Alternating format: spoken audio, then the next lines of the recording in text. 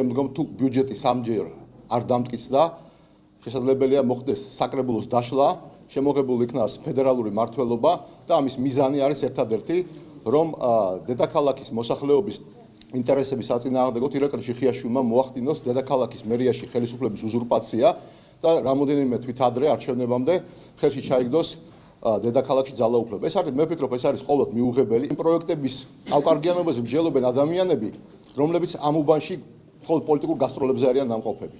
ახლა ქართული ოცნების მხრიდან ვისმენთ, რომ დედაქალაქის ბიუჯეტის ჩაგდებას და თბილისის ბიუჯეტის არ ქონას არანაირი პრობლემა არ შეიძლება რომ მოყვეს.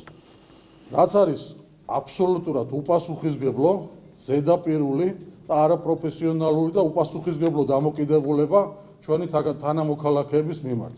მომზადებულები მობრძანდით ქალაქის მერიის მთავრობას მიმართავ.